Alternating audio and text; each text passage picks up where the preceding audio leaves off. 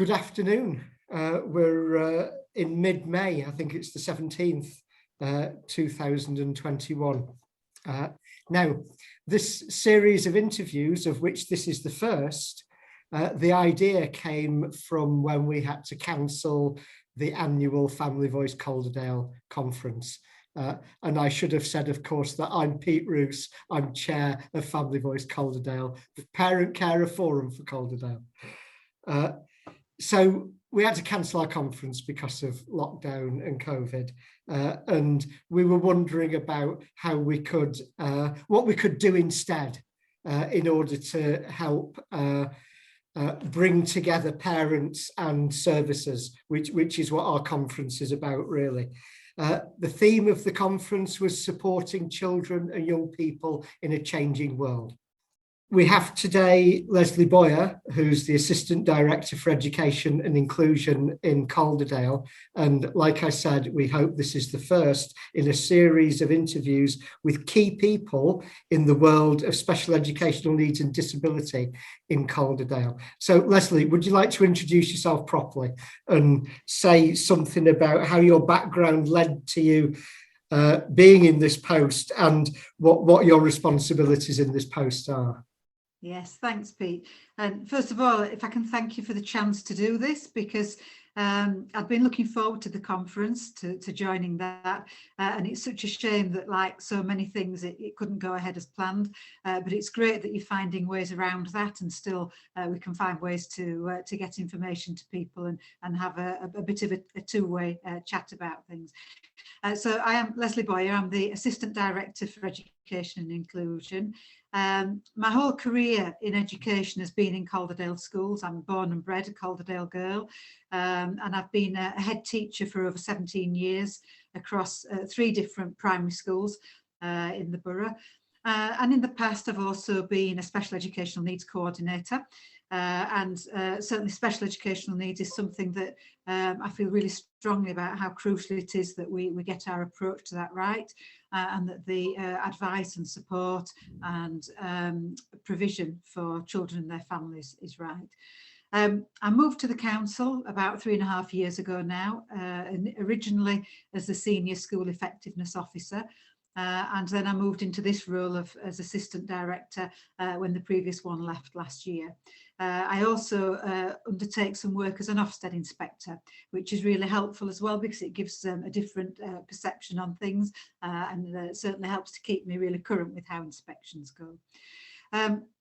Before I moved into the Assistant Director's job, work had started to move the special needs services from the All Age Disability Service into the Education and Inclusion Service, which to my mind, made an awful lot of sense for us to do that, to bring it all together with education. So now my role includes responsibility for the areas led by 3 service managers, and also a senior officer for school organisation and access. And the services include early years and school strategy and performance. So that's everything to do with our PVI settings and early years maintained settings, to do with childcare and sufficiency and the quality of that early years provision, along with everything to do with our schools and school effectiveness. It also incorporates governor support services there as well, which is a really key part of our work.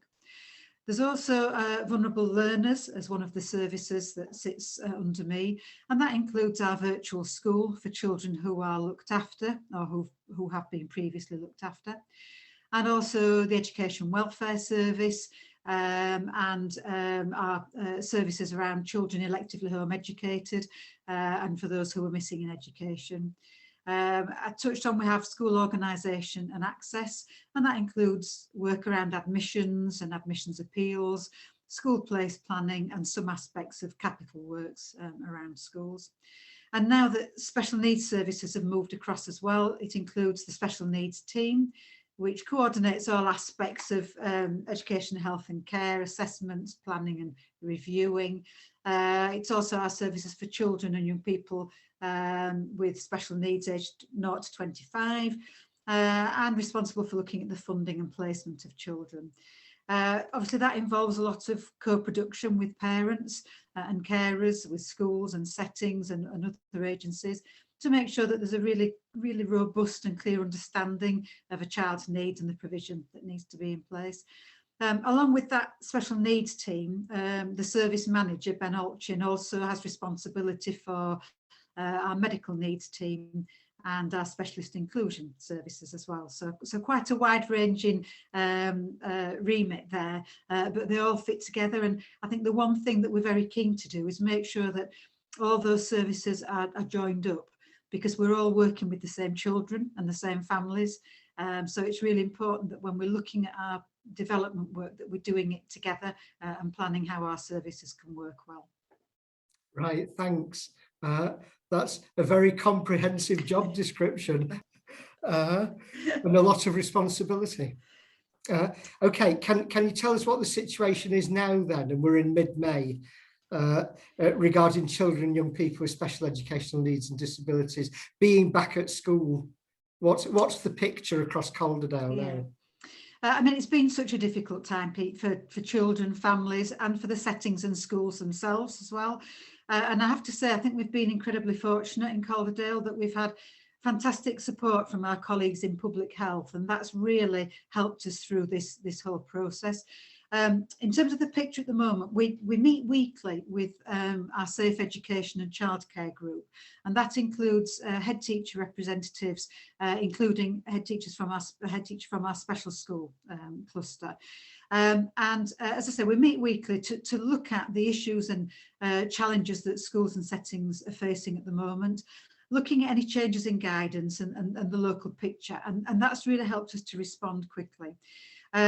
So in terms of our children with special educational needs, many of them have been attending throughout the whole period, but likewise many of them haven't as well. And so it's been quite a mixed picture, and I think, you know, we really understand that it's been very challenging for families during those changing and uncertain times.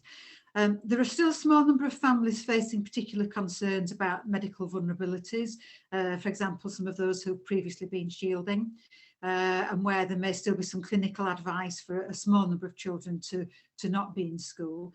And schools and settings are working with them on an individual basis with support from public health and our education welfare service where that's appropriate, to find the best way to support the child and the family.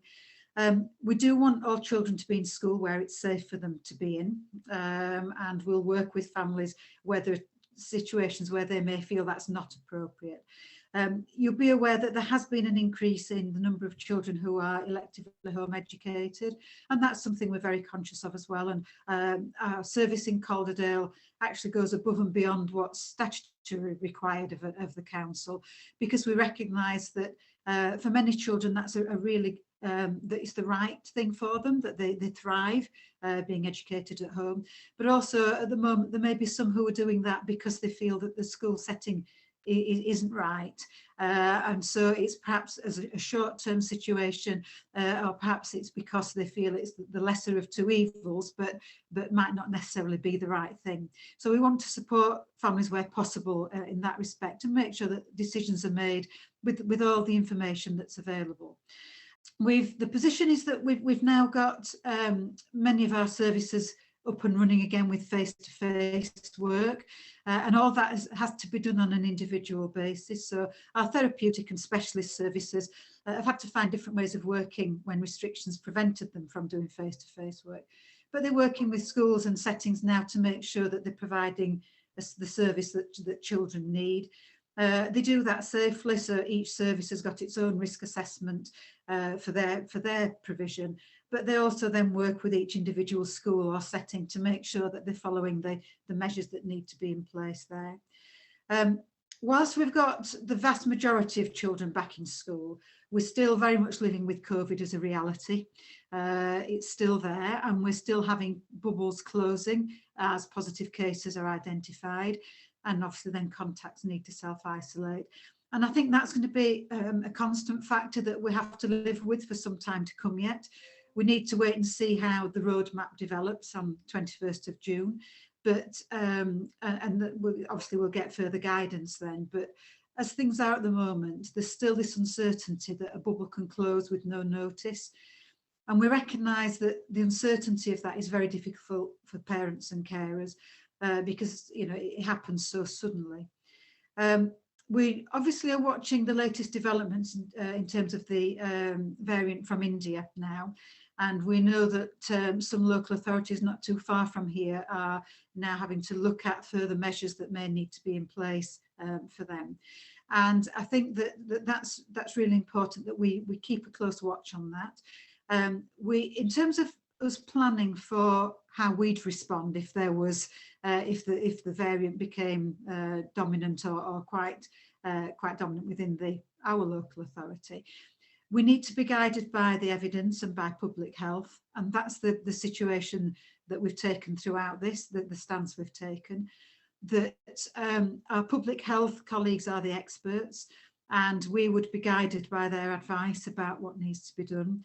There would be discussion with the government and with Public Health England and the Department for Education if there were going to be any further measures imposed for us or local restrictions. But what we've been able to do throughout this is take a really robust stance locally based on evidence that we have, that's enabled us to make sure that we have children in school where that's safe to do it. And where we've had to look at not everybody being back who perhaps would be seen as eligible to be in school, we've been able to then look at individual cases and try to make sure that we're looking at all the needs of children and families to make sure that those children who need to be in school are in school. In terms of planning for future situations, it's really difficult because the one thing we've learned over the last 14 months is that things can change very rapidly and we can't plan anything with any certainty. But we have very regular meetings in a range of forums to look at scenario planning. So we have a weekly meeting with our health colleagues where we're at the moment planning for scenarios that might happen here and how we'd respond to that. And I think what we'd do is at the time look at what that meant for us, liaise with public health and with our special needs services, with schools, and then schools will obviously liaise with parents so that we'd be having discussions as quickly as possible. Yeah. And I think the key thing is communication, that we would work with partners and make sure that we communicate with parents as much as we can. What have you learned out of all of this as an organisation, you know, as a council, as a group of people who are faced with a huge challenge? Or maybe it's too soon to answer that question. No, we're looking all the time at the lessons that we're learning, because each situation is really key for us to understand what went well, how we responded to it, so that we can use that learning as we go forward. And I think that the first lockdown was a period, a very steep learning curve for us. So during that period, numbers were really restricted. Remote learning was something that was very new to schools, and remote learning for children with special educational needs is much more complex than it is for some other children. So we learnt a lot in that first period, and we did a lot of work. We have a cluster model in Calderdale, which is our self-improving school model, and all our schools work in clusters. We have one of them is for our specialist provision, so our special schools are all in one cluster together, and they provide great support for our mainstream schools, as do obviously our special needs services as well. So we did a lot of learning through our clusters about what was working well with remote learning. We worked with our special schools to see what was working really well for them with remote learning, and looked at how we could then share that information and make sure that was helping children with special needs in mainstream schools. And we had a Senko conference last term that one of the elements of that was looking at how remote learning can work for children with special educational needs. And I think that that's something that could be really helpful for us going forwards, that obviously we need that in place now, because schools have to respond immediately if a bubble has to close. We've really developed, schools have really developed their remote offer. And I have to say, it brings real challenges where we've got some children at home and some children in school, because the class teachers are having to manage teaching full time and all the planning and feedback and marking and everything that goes into that, along with planning for remote learning. And it's really not as simple as just having a video on in the classroom when it's a live lesson, because that doesn't work for children who are at home all that well. Live lessons can work well, but they have to be really carefully planned. It's not just a case of having the camera on as a teacher's teaching people in the room.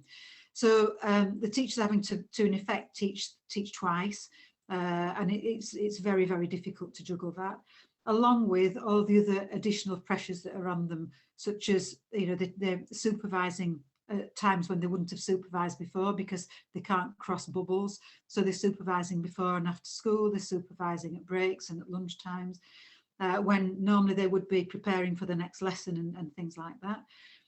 They're also having to undertake extra cleaning duties because of trying to restrict crossing bubbles.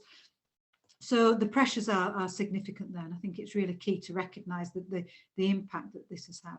So we've done a lot of learning around that.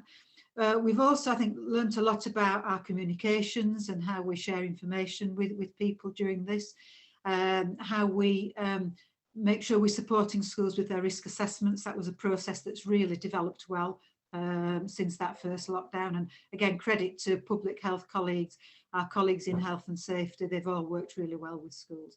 I think that we're continuing to learn, and we have in place an education recovery plan, which is where we're planning now for how we do recover from this period, bearing in mind everything I've just said, that we're living with it and it's still a very, very real issue for schools to respond quickly.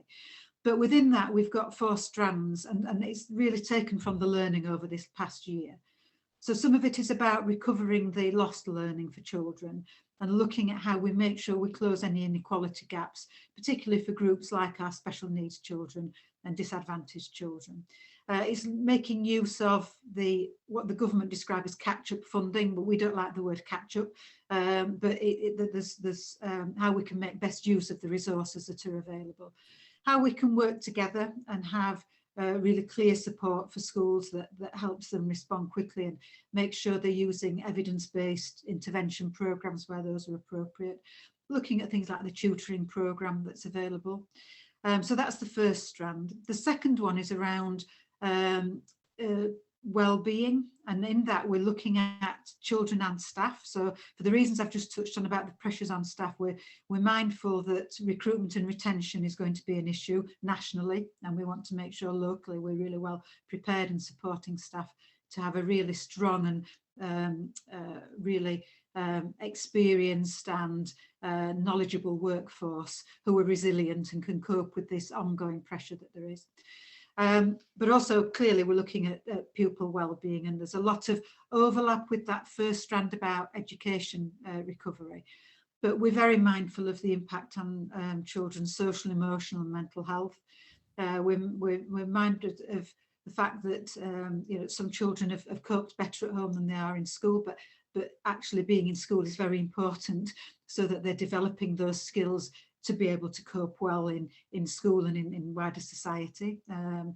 It's also about us looking at how we respond to perhaps the anticipated growth in some of the challenges children are facing around their mental health, and making sure that we've got a really strategic approach to it.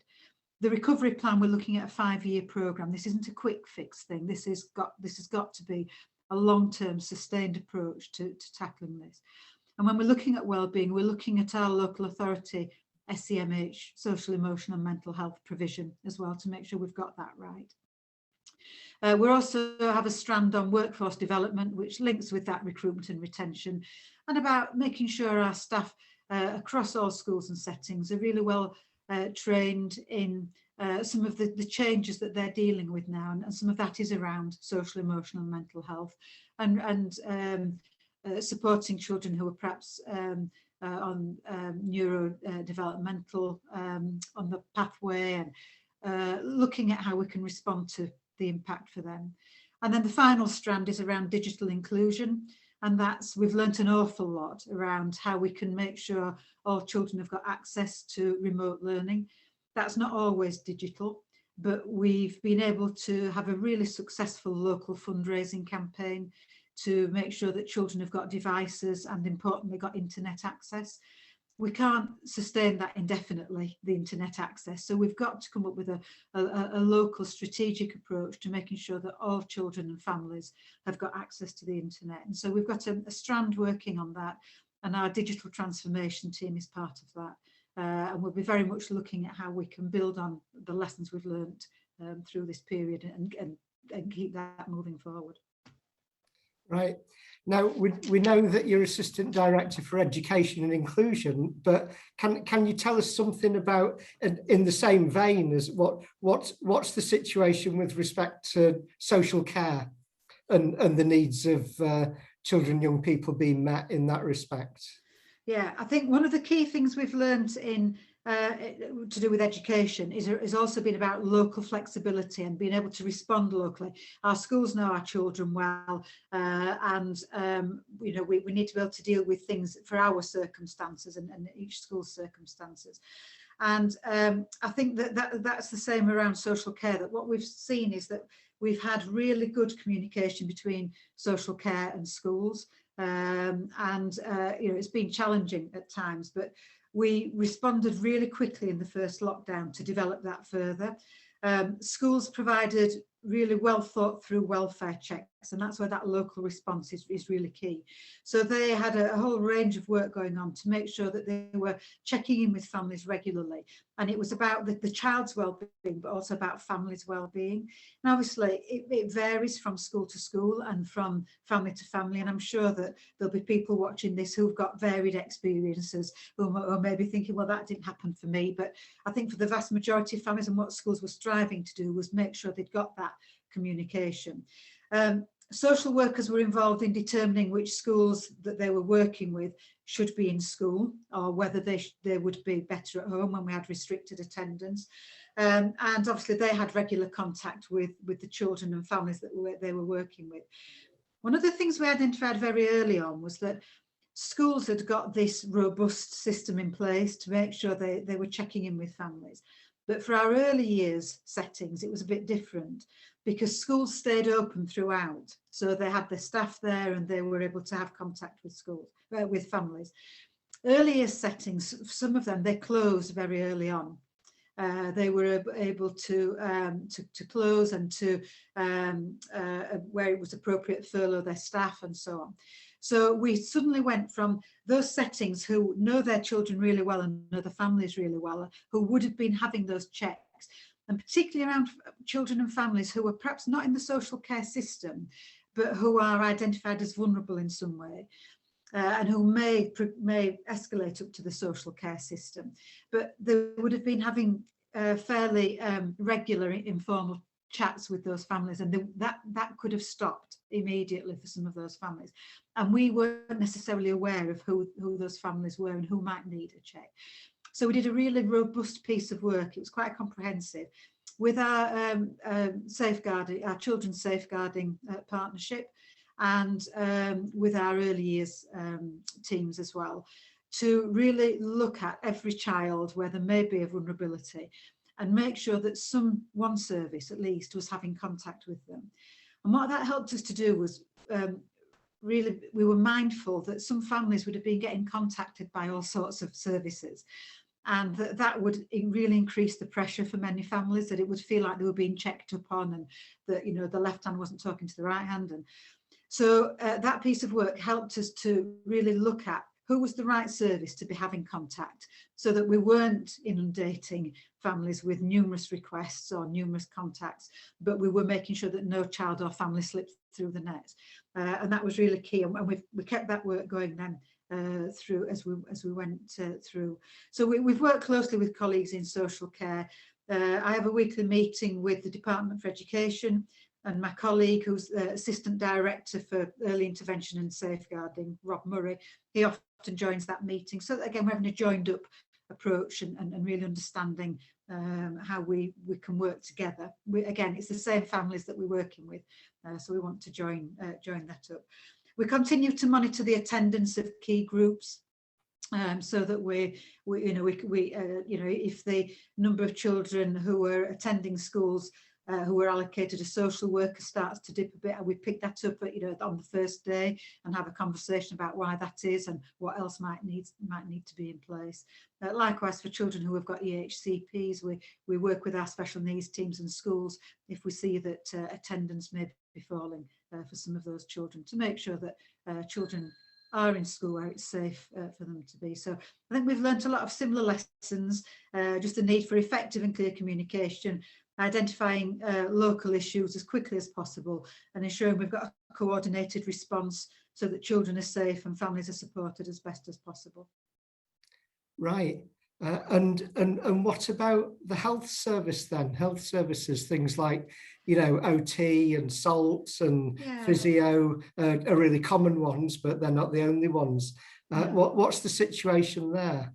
Yeah, it's very similar to this. They are, returning to their, I can't say full normal working patterns, because the way that they work, obviously they've got to work within COVID secure systems of control. So that does in some ways still restrict the number of children they can work with at any time, because we don't want to be crossing bubbles, and also may reduce the number of schools or visits that they make within a day.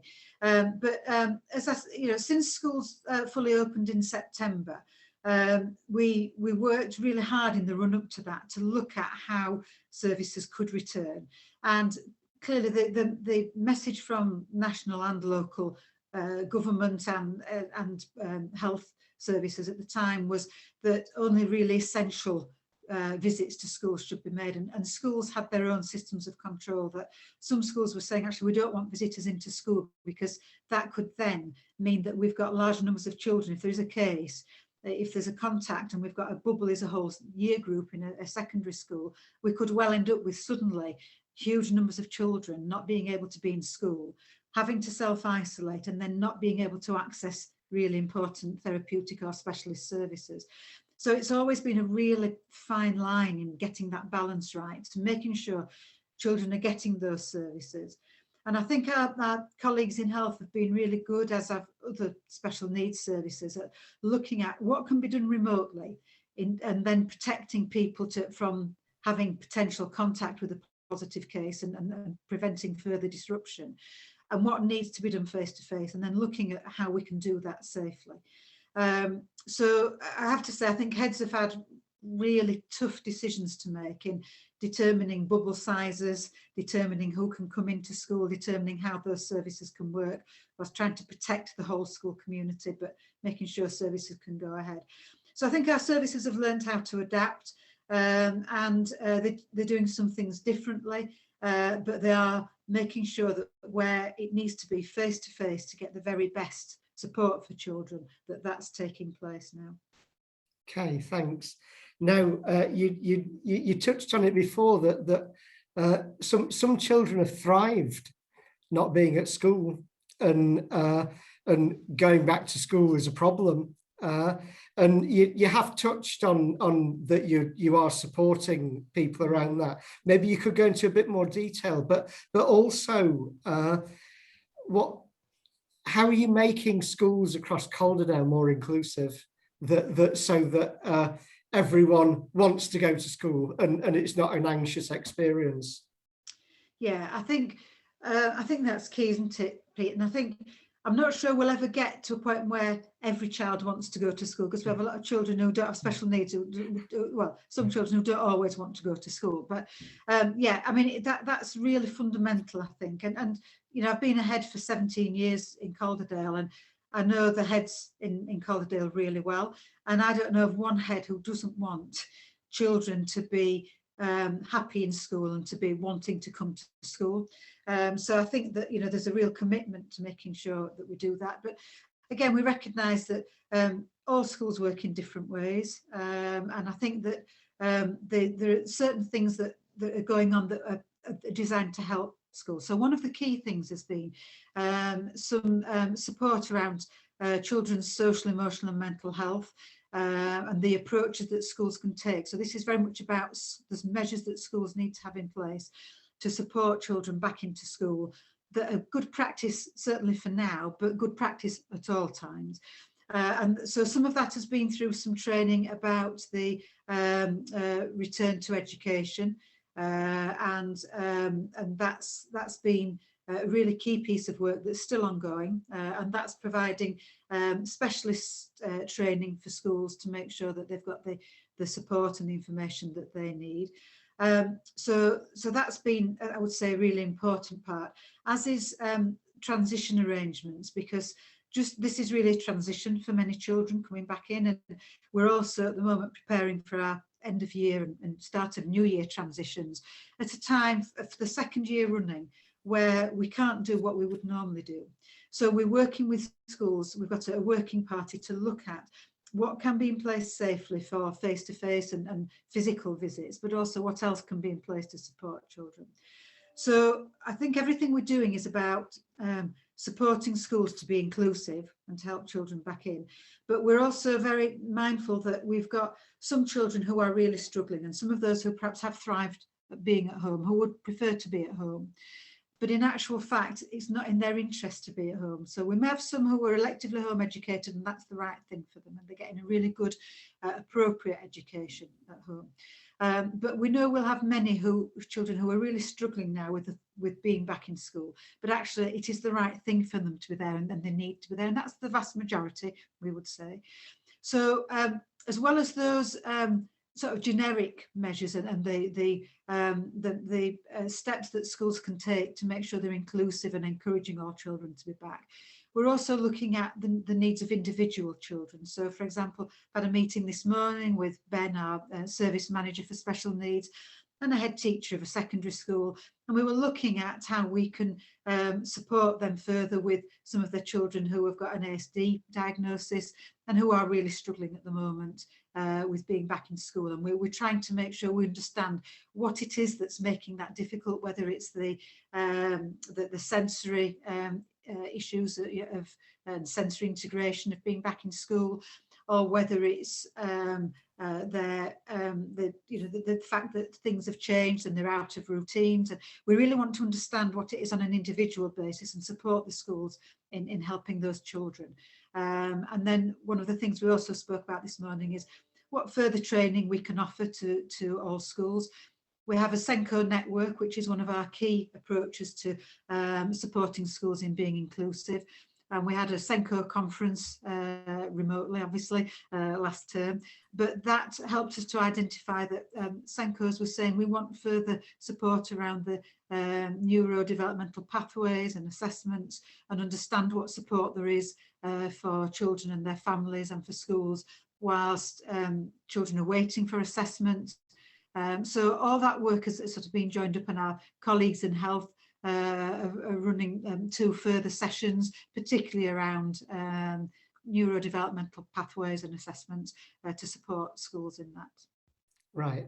And just to make it clear, by neurodevelopmental, you mean autism, and or ADHD? Yes, absolutely. That's what that covers. Yes. Yeah.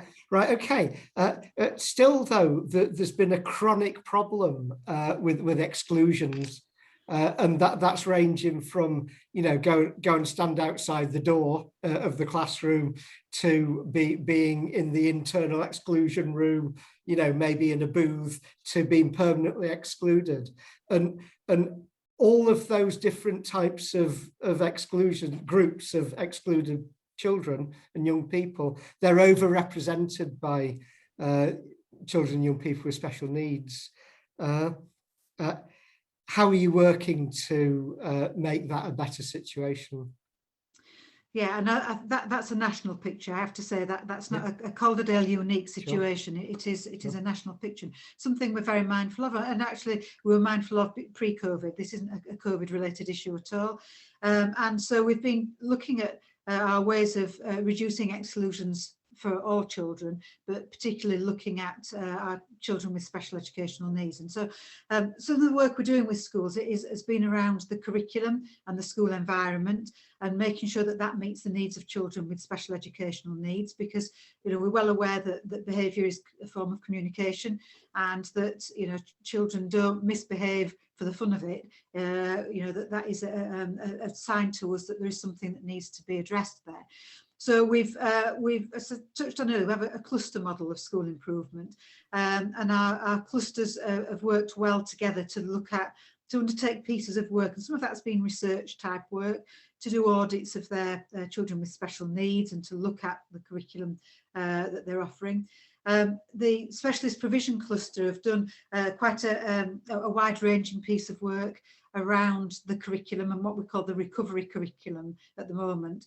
And that's not about just recovering lost learning on academic learning. It's very much about getting the fundamentals right to make sure that the curriculum is accessible to children, that the environment is right for children, that they're supported around any anxiety coming back into school, as we've just been touching on, so that they're ready to learn and that they can self-regulate. So there's work going on around the curriculum and school environments, and I have to say as well, our virtual school has been involved with some of that work, because they're really well skilled and do a lot of training with schools around trauma-informed practice, and around the enabling environments and making sure that the environments are right to support children, particularly with sensory needs. So that's work to get the curriculum and the needs right. We're also reviewing our use of alternative provision, because sometimes children do need further support, and sometimes schools need further support in terms of outreach and specialist support for individual children. So we're looking at our provision for children with social, emotional and mental health needs across the borough, and also we're looking at our alternative provision. So we have the Whitley Alternative Provision Academy, which is our mainstream provision AP, and that's the main source for alternative provision. But it's not a one size fits all. We do also use alternative provision from independent providers, and we want to make sure we've got the right provision in place. So we've commissioned an external review of that that's starting next week. And it'll take some months because it's a really thorough, in-depth piece of work. We want to get this right, but that will report back to us to look at how we can further improve our provision and how we can make sure that children's needs are met appropriately through alternative provision where that's needed, and that where mainstream schools can be supported in meeting needs at the earliest opportunity. And I think that's the other thing. It's as making sure that we have our systems and processes in place that enable us to identify children's needs at the earliest opportunity. So another piece of work we're doing is around our early years strategy. And that came about from a few years ago, 3 years ago now. We identified that children who have got special educational needs, particularly at special needs support, so not necessarily those with EHCPs, because they've all got particularly unique circumstances, and we look at those all individually. But children at special needs support, we have quite a large group there, so it gives us the data is a bit more reliable when we start looking at them as a group. And we identified that there was a gap for our children with special needs at the end of early years. So we wanted to understand why that was and what we could do to close that sooner. And really, you know, what it's helped us to see is that work has to start pre-birth. Well, in fact, pre-conception, our work is starting, so that we're supporting families with health advice pre-conception to make sure that the baby has every chance of being healthy and you know, well-developed baby and meeting all its milestones. It's very much engaging midwives, health visitors, or the health services, because what we want to do is develop relationships with parents and carers at the earliest opportunity in a positive way. So this isn't about us telling parents how to be parents or telling them what they should be doing, but supporting them to have a positive relationship with professional services, the right people at the right time, so they know where to go if they have a question that they want answering, or that they are getting contact made at the right time. So we've developed what we call our family journey, and that identifies all the universal points of contact that professional services would have with families from preconception. And that's a two-way process. That's about us communicating with parents and families to say, this is what you can expect from us. This is when your health visitor will be contacting you, and this is why. But also it's very much about all our services understanding what their role is and how other services fit together with their role, because we have a duty to be making those relationships with families, because it's only in that way that we break down some of the barriers and we take away some of the perhaps stigma that people might feel in approaching someone for help, and that we can take away barriers and make access to services really easy. And then there'll be relationships, parents will make relationships with some services better than others, and that will change from family to family. But our duty is to make sure those relationships are there and families feel really empowered to make the right decisions, to get advice and help at the earliest opportunity, and the services are there to hear them. So I think that's a really key piece of work that's going on. And the final thing I think is challenge that we're giving to schools around exclusions. So we obviously monitor exclusions, and we have an exclusions officer who works with schools, and that includes academies. And overall, they work really well with him, and we look at what steps the school has taken up to that point, how they're meeting the child's needs, what else could be put in place to support them with that. And if it is, schools have to be able to exclude. That's why it's a statutory power that's there. They can exclude, but we want to make sure that's done in the right way, with the right approach and the right support there for children, so that we meet their needs rather than exclude them, and then look at how we can meet their needs. Okay, so when as preparation for this, we put a call out through our newsletter for parents to ask you questions. We understand that everybody's busy and everything, and probably we don't quite know, or we didn't before now, we don't know who you are really and what you do. So the only questions we got back were centered around some very difficult individual circumstances. Now, at Family Voice Calderdale, we don't do casework, so we can't represent or advocate for any individuals. But what we do is we identify patterns and themes, and do what we can to address those at a strategic level, as you know. From time to time, this happens that a parent comes up with, they find themselves in an intractable situation. And wherever they turn, they're turned away, basically, and there's no appropriate support on offer, it seems. By the way, this is part of my story, my backstory.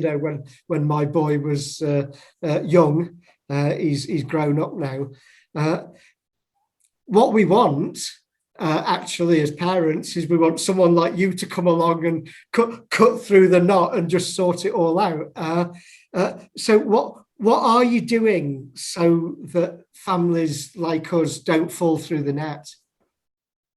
Yeah, and I know you won't be alone, Pete, in your story. And clearly, we don't want any family to feel that they've nowhere to turn and that the support's not there when they need it.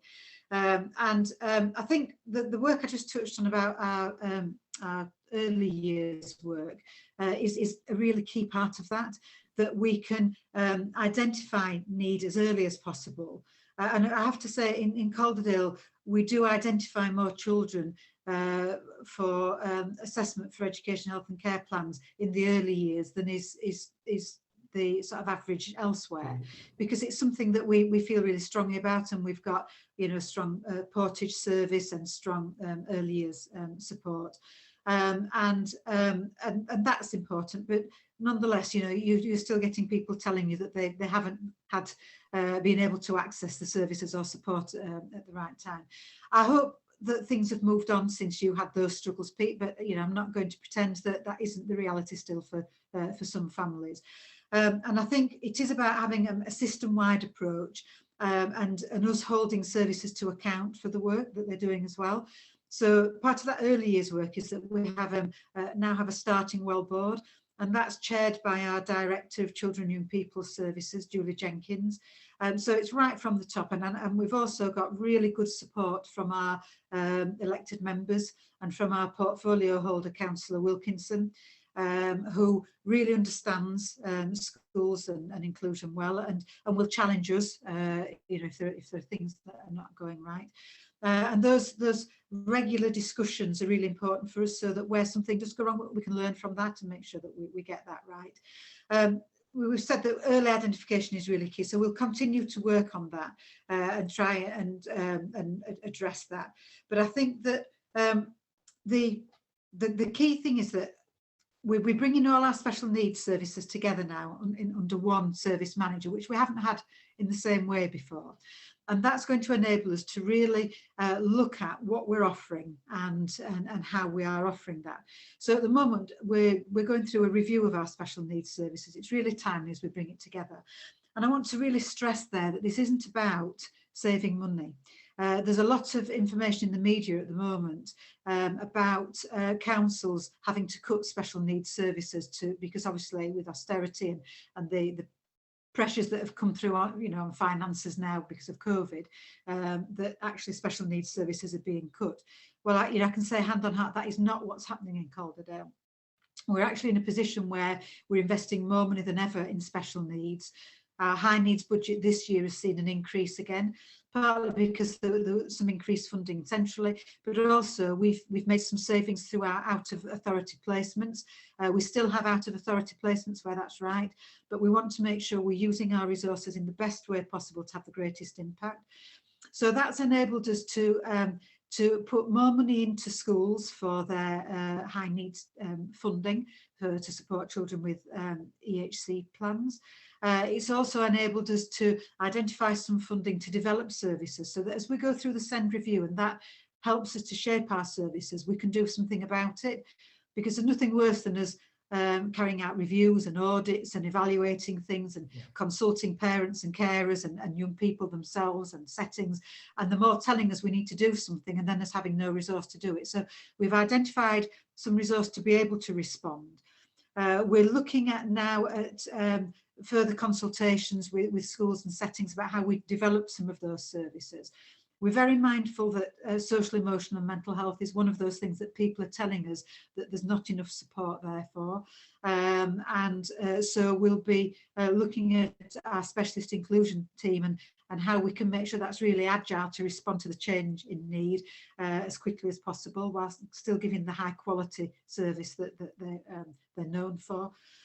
So I think it's a sort of multifaceted approach, Pete, to making sure that our services can respond to change in need, that we've got the services to meet the needs of families now in Calderdale, that where things don't go right, we've got mechanisms in place to deal with that. And I have to say that, Family Voice Calderdale, I can't speak highly enough of the relationship that we have professionally working with you in unique ways, of how much we value that everything we're about is hearing from, we need to hear from families directly. Families are the people who are living this experience. We don't want to make assumptions about what's working and what's not working. We want to hear from people and respond to that. Likewise with young people themselves. So, our Tough Times reference group is really key to helping us understand, and we need to hear from young people and have conversations with them. Likewise with schools and settings and special needs coordinators, our special schools. Our SEND review will involve, a lot of consultation, and thanks for the information that you've already shared with us about the parent surveys you've done fairly recently, because that's helping us to shape those services as well. So I think it's about us listening and responding and making sure we understand how well things are going and where things are not going too well. Right. So with respect to unique ways, then, how important is it for the independent supporter service provided by Unique Ways to be available for Calderdale families? And for those who don't know, that they're employed, there's someone employed by Unique Ways who helps people, parents, through the process of planning, really person-centred planning, but including formal EHC plans. Yeah, and we have a SENDIAS service Those things are really important to us, because when a family is dealing with a situation where a child has special educational needs or disability, it's the child we're looking at. It's not the disability or the special needs, it's the child and the family that is at the heart of that. And I think what we want to make sure that we do all the time is have the right support in place for families to navigate what at times can be quite a bureaucratic system, where there are certain processes that have to go through it. And when it's a very personal story to you, you've got the processes to deal with alongside the very real emotional impact as well of dealing with that situation. And so it's really important that families have somebody they can talk to help them through that process. Now, there are different ways of doing that. And I think, again, as we're going through the SEND review, it's really important that we work closely with Unique Ways, with SEND Asst, with Parent Voice Calderdale, with Family Voice Calderdale, so that we hear from families firsthand about that. And we're not making assumptions about what we think is the best way to do that, but that we're doing it in the way that actually does work well. And there's probably, again, not one size fits all here. But the relationship with families is absolutely key for a child with special educational needs and or disabilities to being successful through their educational career and beyond that, because everything we're doing is about looking beyond education. It's not, this is what we do until they leave school. This is very much, it should be a seamless pathway through into adulthood. And we're doing further work behind the scenes with our adult care services as well, to make sure that we've got really good advice for parents to be making decisions about post 16 long before a child gets to that age. So the advice and guidance needs to come from a range of places, but parents certainly need support to navigate through what can be quite a traumatic process, depending on on where they are in their own journey. Okay, and on that note, I'm going to say thank you very, very much, Lesley. That's been a really interesting interview, and I, for one, have learned a lot from it. Thank you. You're welcome. Thank you very much, Pete, for the opportunity.